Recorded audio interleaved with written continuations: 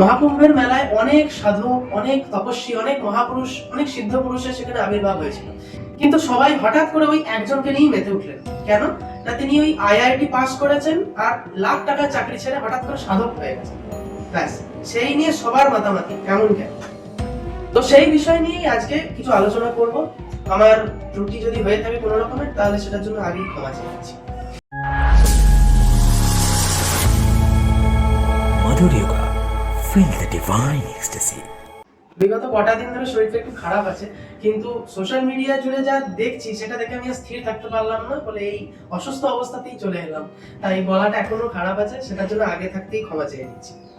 কারোর সেন্টিমেন্টকে আঘাত করা কিংবা কোনো রকমের ভুলভাল মন্তব্য করা আমার উদ্দেশ্য নয়। সম্পূর্ণ ব্যক্তিগত মতামত আমি আপনাদের সামনে পেশ করছি। ভারতবর্ষ ত্যাগের দেশ। এখানে যুগে যুগে এমন অনেক সাধক মহাপুরুষরা আবির্ভূত হয়েছে যারা মানুষকে ত্যাগের শিক্ষা দিয়ে গেছে। এবার ত্যাগ বলতে বোঝায় কি? যে প্রথম থেকে সর্বহারা, যার কাছে কিচ্ছুই নেই ত্যাগ করার মতো, নাকি কোন একজন এমন ব্যক্তি যার কাছে সমস্ত কিছু ছিল, কোনো কিছুর অভাব ছিল না, সমস্ত দিক থেকে সমৃদ্ধ, তিনি হঠাৎ করে বললেন যে না, আমি ত্যাগের পথে হাঁটবো, আমার এই সমস্ত জাগতিক ভোগ বিলাসিতার প্রতি আমার কোনো রকমের আসক্তি নেই। তিনি এই ভোগ বিলাসিতার জীবনটাকে ছেড়ে তিনি হঠাৎ করে যদি ত্যাগের পথে হাঁটছেন, তাহলে দুজনের মধ্যে কার ত্যাগটাকে বেশি গ্রহণযোগ্য মানা হবে? ত্যাগ কখনো বাইরে থেকে হয় না, সেটা অবশ্যই ঠিক কথা। ত্যাগ কোনোদিনই বাইরে থেকে হয় না, ত্যাগ সবসময় ভিতর থেকে হয়। আসক্তি ত্যাগই হচ্ছে প্রকৃত ত্যাগ। তাই বাইরে আপনি কি ত্যাগ করলেন, কি গ্রহণ করলেন, সেটা ম্যান্ডেটরি নয়, সেটা কখনোই কোনো গুরুত্বপূর্ণ ব্যাপার না। কিন্তু যার কাছে সমস্ত কিছু ছিল সে ত্যাগ করছে, সেটাই তো প্রকৃত ত্যাগ হচ্ছে, তাই না? কেউ সেটাকে সংসারে থেকেই ভিতর থেকে আসক্তিতে ত্যাগ করে বাইরে সমস্ত কিছু নিয়ে থাকেন, কেউ কেউ বাইরেও সেটা রাখেন না, ভিতর থেকে তো ত্যাগ করলেনই, বাইরেও সমস্ত কিছু অসহ্য লাগছে বলে তিনি সমস্ত কিছু ছেড়ে চলে যান। এই দুটোই পথ জেনারেলি আমরা দেখে আসছি।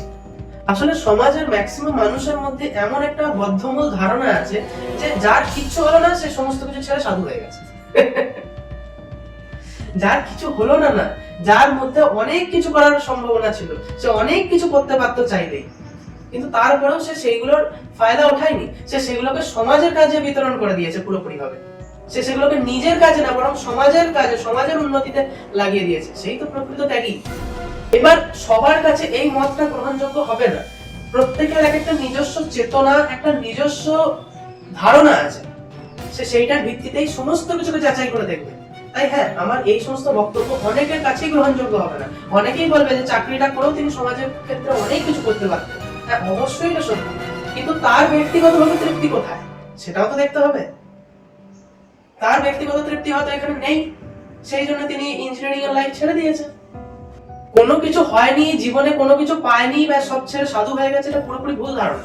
এমন অনেক মহান তপস্বী আমাদের মধ্যেই আছে যারা অনেক জ্ঞানী, অনেক হাইলি এডুকেটেড, অনেক ভালো ভালো চাকরি ছেড়ে তারা সাধনার পন্থাকে বেছে নিয়েছেন।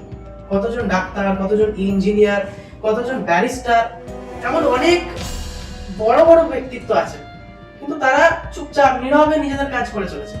আবার কয়েকজন সমস্ত কিছু ছাড়েননি, তারা এই প্রফেশন গুলোকে ধরে রেখেছেন, এগুলো ধরে রেখেই কাজ করে চলেছে, সংসারে থেকেই তারা করছে।